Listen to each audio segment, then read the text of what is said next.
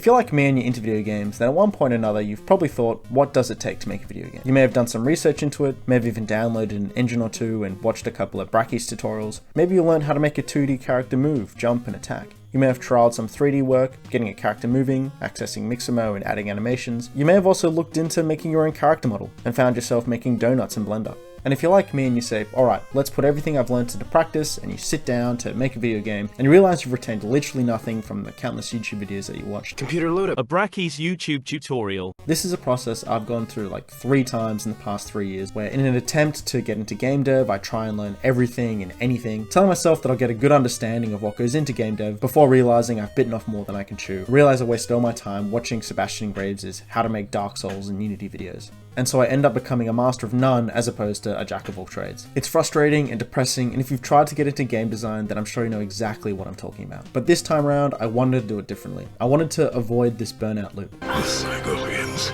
here.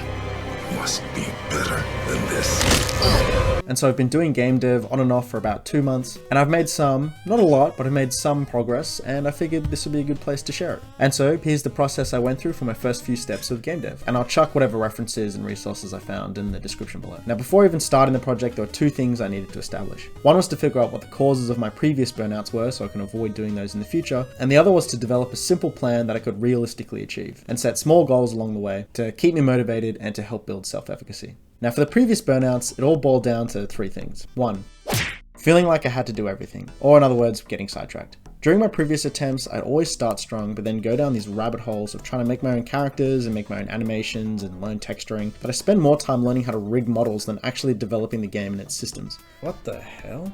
There's so much cool shit out there to do, and in an attempt to do it all, I end up achieving nothing. The second problem was overreaching, setting an idea that is way too big or way out of my depth. Case in point, the last project I did, I wanted to build this like hard-boiled 3D sci-fi game, which is a mix between like Cyberpunk and Prey 2, that bounty hunter game that never got released. I mean, who am I kidding? There's no way that I would achieve that, and so just keep the idea realistic and simple. And 3 was getting sucked into tutorials. In all my previous attempts, I kind of just followed YouTube tutorial series, and as such, I was just copying rather than learning and applying. And all the recommendations for getting into game dev on the forums say just jump into it and don't bother following guides, but I never listened. But I concede maybe these people are onto something and maybe I should just shut up and listen. And so with these burnouts in mind, I booted up Unity and set some rules for myself prior to starting this project. 1 was to stay away from Blender, stay away from Cascadeur, don't go down these rabbit holes or get sidetracked, just stick to building the base game, keep all that design stuff out of it. If I'm going to use characters and animations, just get them from Mixamo, build the prototype and system before going into any other design stuff, as I know I'll just get lost down that rabbit hole. 2, keep the project small, and again, set small achievable goals that I can realistically meet. And 3, try avoid tutorials where I can. I don't mean avoid them altogether. The depth and knowledge on YouTube is just incredible. But in saying that, that is part of the problem. There's just so much information out there that I just get lost. And one second you'll be watching a video on how to add a health bar, and the next you're looking at how to recreate the Arkham combat style in Unity. But more than that, following a particular tutorial series, I end up having more questions than answers, as you only really learn one particular way to tackle a problem, and so when inevitably you do reach another problem, you have to find a way to tailor it to that specific tutorial that you followed. Now, the idea I had for my game was a cross between Tunic and Dungeon Defenders, with a style and isometric view of Tunic with green and earthy colors, a very simple art style, but with the gameplay and loop of Dungeon Defenders, an action tower defense game. We have a playable character that can run around and attack, but at the same time place and upgrade towers, as well as build barricades to block off certain routes and hold back enemies. Dungeon Defenders was so fucking sweet, by the way, and I'll never forgive them for what they did to Dungeon Defenders 2. I also decided I would try to make it in Unity. Tunic was made in Unity, and so were a bunch of other games I drew inspiration from, like Thronefall, and I really like Unity's layout. And I wanted to write code, so Unity seems the most appropriate. And with that in mind, my goal for this video was to make a map, have a player that can move around, have enemies that spawn and attack like a crystal or something, have my character be able to attack those enemies and have a damage system in place, and then have a way to place turrets that can shoot those enemies. And so the first thing I did was immediately break my rule and watch Brackeys' tutorial on how to make a tower defense game. I know I said I wouldn't do that, but I needed a way to familiarize myself with Unity, and as I eventually would have to know how to make and set turrets, I figured this tutorial series was alright to go down. With the first 8 or so Brackeys videos taking me as far as they could, I set out to make a 3D world and make a character move. I found myself just exploring iHeart Game Dev's channel. Here I learnt about character controllers, how to implement them, and how to use Unity's new input system, how to link it to a movement script to get your character moving. I watched this video on how to set up animations from Mixamo, how to link them to blend trees, or how to set these animations in code. I like iHeartGameDev's channel because he really goes into depth with explaining each component of whatever he's talking about, like each part of the character controller, or each method or function that he writes, and why he's writing it. I managed to get a character set up, and now it was time to set up the isometric camera. Setting up an isometric camera is a lot trickier than it seems. Although you essentially just change the camera position and angle, set it to orthographic view, which removes a lot of the depth from the image, and then write a script to have it follow your camera, you find that your character no longer moves relevant to the camera, rather moving in relation to the world space. So when I press up, my character doesn't run up, but rather runs diagonally. It took me so long to figure out how to fix this. You'd think that because this issue presents itself so early on in the process, like setting up the camera is one of the first things you do, there'd be more tutorials and solutions on it. And you'd think it'd be just a simple matter of adjusting the movement vector by a rotation of 45 so that the input and the movement direction align. But apparently there's a lot of mathematics involved with the use of matrices and shit to make it all work. I found one blog on the matter that explains it well, as well as their attempts at rectifying the problem, and they do provide a solution in the form of a matrix, but it was at a level of coding I couldn't understand at this point, and as such had a lot of difficulty trying to implement. Until after a day of searching, I found this simple video by TaroDev where he discusses how to set up an isometric camera, set up a player, make them move, whilst also implementing a similar method to fix the movement, all in like 20 minutes. What a relief it was to find this video. In any case, TaroDev's solution worked. Only problem was that he moved his character with a rigid body controller, not a character controller, so I rewrote my movement script to use rigid body instead, which I think will ultimately be the best, as it's simpler to understand in my opinion, and I can use physics interactions if I so please. Afterwards, I attached some simple animation functions, setting it in the code rather than through a blend tree or whatever, as I was only really needing two states, idle and run. Next, I decided to set up combat, and I added some simple combat animations, and at first I couldn't really find anything helpful on YouTube regarding 3D attack systems. It was all stuff using Unity add-ons and finite state machines, which seemed too complex for what I was trying to achieve, and besides those, I didn't really find anything else explaining it. I spent days trying to implement something, and not gonna lie, I was actually very close to giving up at this point because I just could not figure out how to get this combat system working. And I was just going to set up a 2D project and try and learn the basics there. But then I had this thought, what if 2D wasn't that different from 3D? What if they're the exact same processes just in 3D space? So I booted up Bracky's 2D melee video and learned that from besides a simple line of code, the process of implementing an attack system in 2D and 3D were literally the same. I downloaded my animations, attached my sword to my character, and then set up attack registration logic. This whole process and learning how to do this was the point where I felt I really started to understand how Unity was working. I don't mean that I could write code or anything like that. Like, at this point, I'd only been using Unity for a couple of weeks. I by no means picked up on things that fast. I actually got really stuck during making this combat system because I just could not for the life of me get the colliders to work properly. But what I mean is I could start to recognize and see kind of the pattern of code writing in Unity, but I wasn't so lost on reading code as I was a few weeks ago. Similar to the way that someone could understand a different language but not speak it. Next, I added some enemies. I whipped up a simple map and initially used this goblin dude from Mixamo. During the process, I didn't really like the look of him and he kept bugging out.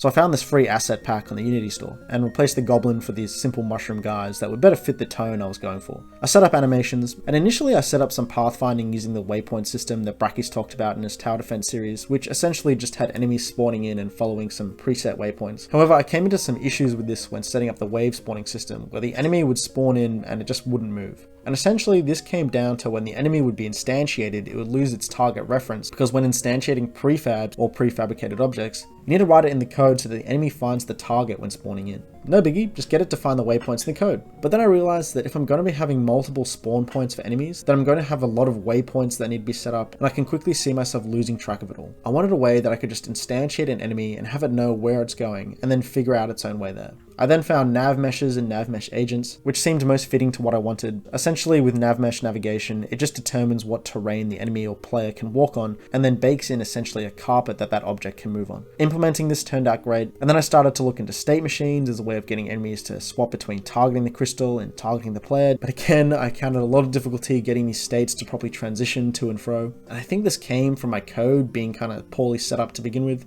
So I essentially just kept these mushroom dudes as trash mobs where they would just only target the crystal and not worry about the player. I plan to go back into state machines once I start implementing different enemies, as I think that's a good way to have a transition between these different states, attacking or patrolling or chasing, particularly when I'm going to be bringing in different towers and barricades and things like that. I mean, thinking about it, I don't need that complex of a system. It's all pretty simple attack and targeting logic. But I would like to get more comfortable using state machines, and I think it's a good way to organize your code to make it really simple to follow and make it really readable. iHeartGameDev has a good video talking about state machines, and I learned a lot about implementing them from Git-Amed. I then went about trying to implement a combo system where my player would just do 3 swings in a row. Essentially, I was using a click index to see how many times I clicked, and then set up an animation event saying that if I clicked before this event in the animation, trigger the next attack. However, I found this problem that when I clicked during the transition from the attack animation back to idle state or back to run, it would just bug out and my player could no longer attack and most of the time not even move. I couldn't find any guide that really explained how to set up the attack combo system in a way that I could get it working. Each one resulted in the same problem, and I spent so much time trying to figure this out. I don't know if it was something to do with Unity's Machina system or Machina system or whatever the hell it's called, or whether I should use a different kind of Unity add-on or something like that to make it work. I don't know, I just found this whole process of doing this attack combo really confusing, and I just couldn't find any good resources out there. So if you know any resources or any literature or something that I can read about it, please leave a comment because I would love to get this system working. Anyway, I spent like a week trying to figure this out and I ultimately have nothing to show for it. So I figured I'll just scrap all that, keep it simple, just stick to this simple attack system that I got. Anyways, from there I moved back onto setting up key functions in the game, and I went about finishing up my wave spawning system. And besides encountering those issues I mentioned before in the waypoints and some really weird bugs that I came into, I got the wave spawning system set up using the nav meshes, and overall it made spawning in enemies much simpler to deal with. And look, it's almost like a game now. I have a player that can move and attack, I have enemies that can move and have motivation to attack the crystal, I set up some events to occur when the crystal is destroyed, like a game over screen, I set up a you win screen for when you kill the final enemy, I added a crystal health bar, and I did the same for some enemies. And here I'm at, my first part of my project done. I know I said I would try implement a turret spawning system, but man, this whole thing took so much longer than I thought it would. Part of it's my fault. I did spend a lot of time trying to figure out this attack combo system and putting in enemy assets. And if I could do something differently, it would just be to leave those systems out to begin with. I just spent a lot of time on the design stuff rather than implementing and prototyping the base functions of the game. I think the best thing that got me through it was not following YouTube tutorials. I think going out and finding that information for myself and getting a better understanding of how Unity works really did reinforce and help me understand how Unity actually works. I know I'll have to go back over my code in the future and just fix it up, as that's probably why half the things I tried to implement ultimately didn't work. But I'm excited to do it. So yeah, hopefully I can make these game dev videos into a regular thing. I do want to get back into some more video game related stuff. I know I've kind of been away for a while, but I also want to keep at this and see how far I can take it. The next things I want to be able to do is to spawn in turrets, have them attack enemies, maybe dabble in some map design stuff. I'll probably redo my movement, and then lastly implement 1 or 2 more different enemy types. Anyway, so if that sounds interesting, maybe stick around. And again, if you have any suggestions about programming or code, please leave a comment. Otherwise, thanks for tuning in, and I'll see you in the next one.